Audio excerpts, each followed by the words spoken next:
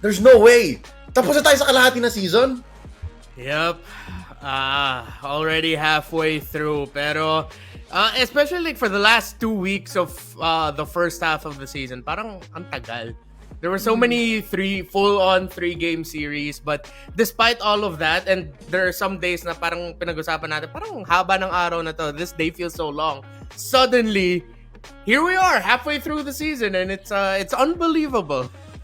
I didn't even know it was week 4 already. I just, like, when you guys gave me the schedule, we're going to talk about week 4. And I'm like, wait, it's already week 4? Like, that's how fast the time flies by. So, yeah. I was gonna ask kasi Kim, you are working other leagues, right? Like you're busy in your own way. Pero nanonood ka ng MPL. As a spectator, as a viewer, as a fan, feeling ba mahaba? Or parang nagugulat ka na lang din na, wait, it's been 4 weeks? Ito na yung points? Yeah, actually, I always watch the replays. I don't watch it live because I always have dinner during that time. I don't know, for some reason, I always have dinner, so I can't watch MPL live. So I watch the replays, and then sometimes I just feel like, oh wow, it's been that long. Like I didn't notice actually. Like for the past few weeks, parang ang dami kasing nangyayari every week. And honestly, parang may pasabog all the time on social media, whether it be the teams' pages, whether it be the casters' pages. So I'm just like, I'm also overwhelmed actually that it's already mid-season already for MPL. I guess that's why we do this, right? Recall is here to help you guys catch up and so that you guys can stay on top of things. At malay mo, meron tayong mga fresh takes na hindi natin naririnig sa mga ibang content creators or casters that you have on your pages or your timelines. Real quick, tingnan natin yung scoreboard. Ito na ang standings natin from week number 4. For those who haven't caught up, there really hasn't been much of a shakeup. This is what we expected, and this is what's happening. Echo on top, TNC and RSG coming up. Next Play EVOS and Onyx are tied. Omega and Blacklist are tied. And Bren still dead last here. I don't know, halfway through the season, parang ito na yata yung status quo. Ito na talaga yun. Yeah, it feels like it. And there's a lot of pressure actually for Omega, Blacklist, and Bren to start off weeks 5, at least week 5. If they don't get favorable results there, the last 3 weeks are gonna be just absolute hell. So after week 4, although it's good for Omega and Blacklist, they got points. But especially like for Bren Esports, week 5 is gonna be crucial for them. Week 5 is coming up. And I think yun na para yung... I think week 5 is the ultimatum week, right? Week 5 is like, kung hindi ka mag-perform dito, it's not LAN fault anymore. It's not about being on site. There's something else at play here. Kim, I gotta ask you, any standouts here? Any teams you expect to like skyrocket through? Na parang after week 5, kaya pa nitong bumawi. Anyone catch your eye like that? Any teams? Yeah, well, definitely Omega for me. Like they look very much better from the previous weeks. Like week 2, week 3, sobrang shaky for Omega. And I think for this week, I think they found their groove back. Like for the longest time, Omega, I feel like I believe in their capabilities as a team. I mean, to be able to make Blacklist, right? A team as strong as Blacklist, really have a difficult time in the game. It's just something that you should watch out for. And speaking of Omega, let's take a look at this clip. It's actually like Chaknu performed very well. Actually, I mean for the previous weeks, Chaknu parang hindi ko na feel yung impact eh. Yeah, no. Ang nag-step up talaga ngayon sa Omega is Kelra. I'd say Kelra and Ryzen. Where we're going into the recap here, we opened up with Bren versus Omega. And I wouldn't say Omega's shaky here. Meron lang silang moments na parang kaya niyo yun eh, bakit hindi? It's not on a macro scale. It's more of just those little moments. Kaya naisan sila ng Bren dito. Bren won their first game. Yeah. Their first game, yes. And their first series in all of Season 9 via this match. Tayo ba magkasama nito, Renmar? I know I casted this. I can't remember if we were the ones who casted it together. If this is day 1, hindi. Nasa bahay lang ako okay. noon. Day 2 and 3 ako pumasok nung Sunday.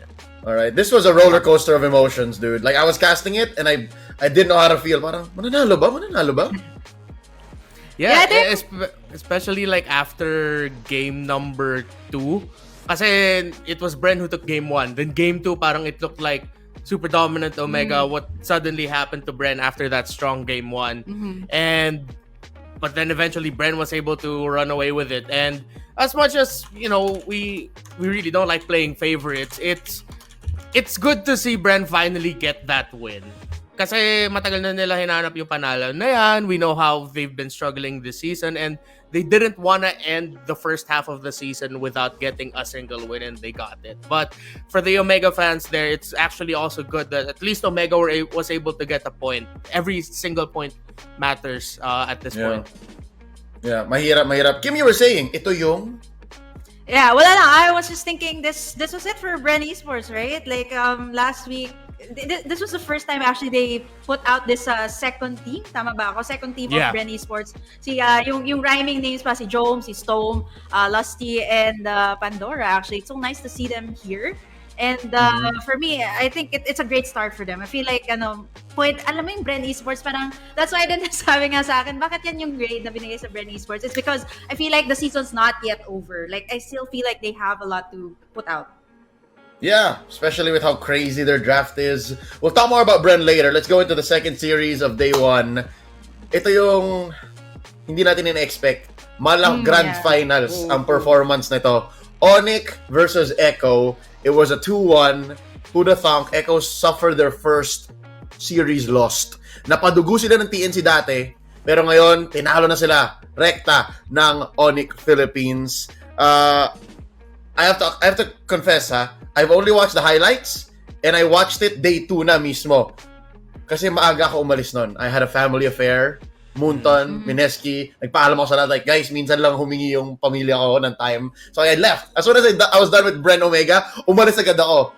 And I was heartbroken. Kasi nanonood lang ako sa YouTube. Habang nagdi-dinner kami ng pamilya ko, nanonood ako sa YouTube. Lost na Onyx ah. So it was very awkward for me. But that's my viewing experience of this match. I did not analyze it quite yet. Renmar, have you broken this match down yet? Oh, yeah. Game number 1 was a story of Baloyski on his Franco, surprisingly enough, and the dominance that they were able to show, being able to delay Carl Tizzy as much as they could. But then Echo with the defense of a lifetime, thanks to Kurt Tizzy and Benny Cutie. But of course, they did it as a team. But yung Benny Cutie Phovius talaga yung nag-shine nung sa game number 1 na yun. So many plays. But then in the end, it was Kurt Tizzy getting a key pick off onto Marky from inside the base, utilizing a mechanic from the Lord that not a lot of people know of, but the 18-minute Lord, the Thunder Strike or something like that is the name. It's what got Marky. And then game 2, Onyx says, hey, Echo, you remember the Johnson Cadita thing that you guys did? Sige, gagawin nga namin yun. And then they pulled it off and they were able to get the win there. And the game plan was, okay, let's just stop Carl Tizzy. And then game number 3 naman, it was Onyx time. Although it had to come off of one turnaround team fight in their base. Because there was one team fight near the end of the game. I think it was this one. Look at Kyrie. He misses the DPS onto Carl Tizzy and to Kurt Tizzy. Nakabawi yung Echo. Echo got the Lord and they pushed it. But later on, and I think it's gonna be the next highlight, Onyx PH with their own defense of a lifetime. Nakabawi si Kyrie dito eh. Like, wait, watch for Kyrie here. You'll see him in the bottom of your screen. Coming there. He's just gonna wait for that magic moment. Bam! There you go. There we go. There we go. Ito yung Manjin clip. Wala akong makita. Wala akong makita ang dilim. And Onyx gets the win. Blockbuster talaga tong series na to. And it's interesting because like it's almost like some of the best series so far this season. Like full on game 3, super close, high drama, came from Onyx PH. Yeah, this week talaga, tong weekend na to, or last weekend, I'd rather. We did not expect it to be as hot or as action-packed. Pero wala, the teams, they were on something else. I think naintindihan nila na midterms na to. These two teams, before we move on, Onyx and Echo, they have the strongest fan bases right now. So Kim, I gotta ask you, I don't think I've ever asked you this question quite yet. Ano ba? Miyembro ka ba ng Onyx PH fanbase or Echo Express? Nakasakay ka na ba sa bandwagon? Hindi ako sa bandwagon. Always Onyx. Onyx time parati naman. Pero ano can I just say, yung series na to, it's Action Jackson. And just to add to what Renmar said, honestly, sinasabi natin, okay, two of the best junglers in MPL as of the moment, like Carl TZ and si Kyrie. Di ba? Yun yung hinahighlight ng mga casters, di ba? Pero I think I just have to say, like, Baloyski in this particular series, di ba? Parang Franco and the Johnson, you bring it out for the very first time. We've seen Baloyski heroes like Natalia, ano pa ba yung mga ginamit? Selena, pero this is the first time I've actually seen him pull off a Franco and a Johnson, and they actually won, right? It's so nice to watch. Iba to si Baloy. Ang lalim ng hero pool nito. One of the reasons why he's one of my all-time favorites, right? But you know what? I love how you put it. Kyrie versus Carl TZ, World Championship junglers yan. Naglaro yan sa highest level in the grand finals, and it's writing on the wall. I can't believe it goes relatively. It's not as mentioned Parang I think ang highlight ng game na to is yun nga, yung ginagawa ng Onyx, yung kakaiba, pero it just dawned on me. Two of the best junglers in the world where we're going head to head here, and Kyrie won off the back of a Hellcurt. So that's amazing, impressive. We'll move on to day number 2 here. We open up with NXPE versus TNC. Di ko na-expect na ganito tong laban na to. Let's break it down. Jeff Alem, I see the question. We'll talk about it in just a bit. This was won by NXPLE EVOS. Na 2-1 nila ang TNC. Yeah, NXP getting that positive result over TNC, and it was, in the beginning it was NXP able to take game number 1, but then TNC nakabawi, and you could really see here, what I could feel from this matchup was, it was the Cadenza MP Yelly Hayes versus SD Escalera and Benfits. These two teams, they, in terms of playstyle, it's somewhat similar because of their objective-based. Nakita mo naman si MP the King. Other than STZYZ, he's also one of the more prolific users of the Demon Slayer emblem talent. So, a lot of importance for the turtle fights, for the objectives, how to convert. But NXPE, sobrang impressive talaga para sa akin yung Game 3 nila dito. How they just dominated TNC Pro Team. And ever since that loss to Onyx, like little by little, TNC are starting to see the things that they need to work on and improve, which could be terrifying for the second half of the season. Kasi ito yung TNC Pro Team na nobody expected to perform as they did for the first half. But now that the mistakes are showing up, the things that they need to work on, they can fix that. By the time the second half ends and the playoffs come in, if they do make it to the playoffs, then they're gonna be a team that's ready. Meanwhile, NXPE, they're still my wild card kasi they're the only team right now na nag-utilize talaga ng full roster nila. The other team that did that was Blacklist International, if I'm not mistaken, because they have Eson, they switched out Eson and Dexstar. But NXPE goes for the full reshuffle talaga, and I think this lineup of sila Cadenza, Hesa, MP, Hazen, Oreshi might be the lineup they're gonna be playing more. And might end up becoming their main lineup come the playoffs. But we'll see kasi anything can happen for the second half. Ito yung mas malinis. This was what they were planning to bring up against Echo. So if you want to take down a giant, a titan like Echo, ito talaga yon. Ito yung Slayer lineup nila. I love what you put up for discussion here, Renmar. The fact that TNC, they keep learning. They keep picking up. Para silang reverse arms race na parang matatalo sila, pero the very next week, mababawi nila yon. They will figure it out. Scholar and Vrendon, very, very smart coaches, they figure it out almost immediately. So now my question is, I'd like Kim to think about this Kim, ikaw muna. Sino mas magaling mag-recover? RSG o TNC? Kasi RSG meron din silang ganyang streak They've also been known to like, talo kami dito, let's fix it. Talo kami dito, let's fix it. And then they do bounce back. So who do you think is better on the recovery? Can I just say hello to Coach Panda who's watching right now? So I'm not so sure what I should be saying here. Anak, what's up? So hi, Coach Panda. But kidding aside, I feel like I have to give this one to TNC. They're the type of team rather that has kung may plan A sila, meron din silang plan B. And I feel like parang napakabilis rin nila mag-recover. Every time yun nga, like what you mentioned, let's say they lost a series this week. I feel like parang they always seem to adjust the next week considering how wide their hero pool is as well. So I do have to give it to TNC. I'm so sorry, Coach Pan. But I mean, RSG though has their own strengths as well. Yeah, sobrang lakas ng RSG. Iba, walang wrong or right answer doon. Pero hindi naman Panda understands, I'm sure. Iba rin kasi yung style ng RSG. There's something else entirely. I'm sure makakabawi sila this next week 5. They will have a different strength, I'm sure. Yeah. If anything, pwede sabihin ni Panda, okay, they're better on recovery, but we play Jungle Cho. Anyways, let's move on to series number 2 here for day number 2. Omega versus Blacklist, and finally, naka-recover ang Barangay. Okay? Kim, I'm surprised. Barangay Omega rin pala. Because here, they took down Blacklist 2-1. Yeah, 2-1 for OMG, and I actually felt like Blacklist got the series. Like they could have they got the momentum in the first game, right?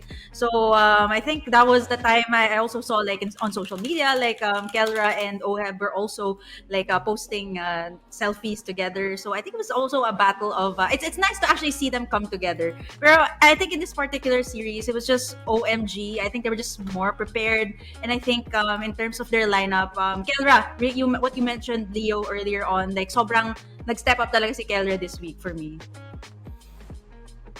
I think this is the series wherein Kelra got the very first Savage of the season too. Yep. The series. Dito magkasama tayo. Renmar. Magkasama tayo dito. We Sim. casted the series together. And that Kelra Savage moment will go down in the history books. But I feel like this series to me felt like, it just felt like another chapter to their story because yung mga lineups nila, the story of the game, how it went down, there's so many things you can call back to. It's like you got some of the greatest hits ng Blacklist at Omega tas nilagay mo sa isang series. We mentioned in the English stream how with the double marksman, especially in game number 3, if I'm not mistaken, kung saan nag-Claude si Ryzen, tas may Beatrix din for Kelra. It was like the K&K connection. It was like going back to the double marksman Kelra and Kel VJ. And then at the end, it was Kelra who got the Savage there as the Beatrix up against Oheb. And then at the same time, how Blacklist in game number 1 just showed shades of their incredible drafting prowess. The Diggy came out of nowhere but was the perfect pick kasi sa lahat ng mga zoning and crowd control ng Omega in game number 1, they completely shut it down with one pick. Add to the fact that they had the high loss that can tear through the formation of Omega. It was a great draft for Blacklist. But in game number 2, Omega instantly getting if I'm not mistaken, it was the Ling for Ryzen. Yeah. Suddenly surprising Blacklist with a faster pace that they forced game number 3 wherein nag-ube yung Blacklist. They brought back Estes, but this time it was paired with a Lancelot. It was a back and forth, but then the double marksman of Omega is suddenly taking time bomb. Come to the mid to the late game, it's gonna be hard. No matter how good your formation is, your healing is, 2 marksmen will completely just shatter your HP and all your healing. But Blacklist tried and fought, but then Omega came back. It felt like I was watching a story. Like, I think what I shouted after the series was like, parang scripted to . It's like you couldn't have written this any better, but of course it's not scripted. It just felt like I was watching something that was written by an author and revised and delivered. No, I love it. Honestly, hinipe ko talaga tong series na to kasi ginamit natin yung Which One intro. I didn't expect for it to look like the Season 8 matchup kasi sobrang nagbago yung playstyle at yung lineup ng dalawang teams na to. So, again, super happy with the result. Barangay Omega, rejoice. Blacklist, recover. Agents, kapit lang. Let's go into the series 3 of the night here and talk about RSG versus Onyx. Ito ngayon, medyo may bawi tayo kay RSG, okay?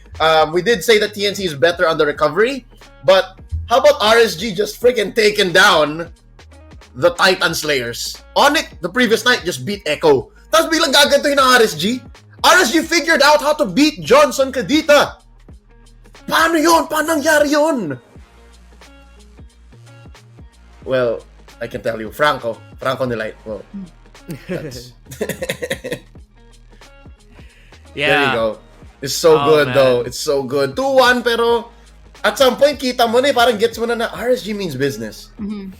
Yeah, and this was RSG with Exort. Sadly, Aqua was... Oh, yeah! Yeah, Aqua Oh, wasn't yeah. feeling well. So then, good thing Exort was ready to answer the call. Actually, when I saw Exort on site, kasi umalis din ako for the series, I had to go somewhere else after I was done casting. I was like, Exort's here. I know sometimes the teams bring their full roster, really, like to show up and they work behind the scenes. But then Exort was here. I didn't see Aqua, and then Exort played. I think what happened was like in game number 1, it was super close. Onyx had the lead, but then suddenly would just turn around. It was one team fight where sabi ni Nats, ako na bahala dito. Guys, back me up. We can do this. Let's just fight it. It was like a fight in the purple buff of Onyx, but then RSG won it out of that because it was just like picture perfect positioning. It was zoned out, split apart. Nats just tore through Onyx. And then game 2, doon naman nakabawi ang Onyx because of... By the way, week 4, I feel like we saw a different level of hatred talaga. Ang lupit na hatred sa week 4 para sa Onyx. And it was in game number 2 where we saw 3 abyssal arrows completely changing the story of the game. During a turtle fight, during a turtle take, right after the turtle take, after that fight, and the cleanup of that fight. 3 abyssal arrows landed, 3 thrown, and that completely changed the story where Onyx ended up winning game number 2 versus RSG. Meanwhile, game number 3, it was just really more... That was an RSG game because Demon Kite said, okay, it's my time to shine. It was like a near-perfect Lancelot jungler game for Demon Kite. And I love the energy that they had after. Nung in-interview sila, parang lahat sila nandun, nanood sila, and then all of the players came out, and I could not have asked for anything more na si Kuya Exort pa, guys, ang pumasok, and nothing was clean, right? I don't know. Kim, do you agree with me? You could have covered the name of Exort, and you could have said it was Aqua. No one would have blinked. Yeah, I think this was a series wherein I missed out like 1 or 2 games. But I completely agree with you there. Like if he covered the name or the IGN of Exort, like feeling mo it's still the same player. There's not much like a change in terms of like their gameplay, their style. It's pretty much the same and still very dominant. I would say. So still good job. Yeah. I think a better way to put it is, hindi naman sa inoopara natin si Aqua Exort. It's just the fact that hindi mo ang sub. It didn't look like a last-minute change. It's like they came to do business. Si Kuya Dexter, he never took his foot off the pedal, and that's impressive. This guy has been in the MPL for so freaking long, and I think it was last year or the year before that, Now, parang, I was a witness to how intelligent he actually is. I got to interview him a couple of times on my show and on another podcast. Sabi ko, ang talino ni Exort. Kaya siguro, hindi siya ma-let go ng liga. Kasi he finds a way to get back into the league. And that night, he proved himself, alright? He got a win over Onyx. Let's go into the last day of the broadcast here. And let's talk about, basically, the last match of week 4. Sadly, it was just TNC cleaning house. There's no other way to put it. Say for game 1, okay, to be fair, game 1 was close. Muntik ng martilyohin ni Lord Malik yung TNC. Yeah. Pero nabitin. Yung masasabi ko lang dito, Leo and Renmar for this series, I do have to highlight Escalera for this one. Like, I think double back-to-back MVP, it was Escalera. And not just like using his main heroes like we've seen Natalia sa second game. And on the first game naman, Kagura, yung clutch steal niya sa Lord was just really, really spectacular for the side of TNC. Eventually, yun nga, leading to 2-0. So, wow. Escalera for TNC, diba? Considering this is, tama ba ako? This is his first, this is his debut rather in MPL. So, galing. Yeah. At napagana niya yung Natalia, finally. Like, I feel like the first time he tried Natalia, it was just like, kasi yung lineup nila nun, parang lahat sila physical kalaban nila Echo nun But in this series, especially in that game 2, you could really tell he was gonna be the MVP Yeah, kasi yeah. sobrang na-shutdown nila si Lord Malik on the Ling. First buff pa lang, already got a kill and the steal if I'm not mistaken. Tapos yung sa Man. game number 1, yung Kagura niya, ang crucial niya kasi nakuha nga siya ng Lord Steal doon at this point, which was a very important Lord Steal for that Kagura, and it kept TNC in the game where I really thought, uy, mukhang mananalo Bren dito kasi tignan mo, muntikan na nga kalbo yung base ng TNC, but then Yeah. TNC, man, Escalera getting that Lord Yeah. Steal was big. Dude, game 2, TNC did not let Lord Malik play. That's just how it is. Talaga hindi makalaro yung Ling na to. And basically, that's the story of this series. Parang na-shutdown yung momentum ng Bren. So again, it's another test. Specifically for Team B. Specifically for this new lineup that Bren has brought forward. Paano babawi sila? We'll talk more about this later on. But that's our look back at week number 4 here. All 3 days, all 1, 2, 3, 4, 5, 6 matches. Dapat 7 yan. But all 6 matches, we talked about it. At your service, my name is Leo. Thank you for watching this recall segment. If you want to see more, click like and subscribe to Covenry.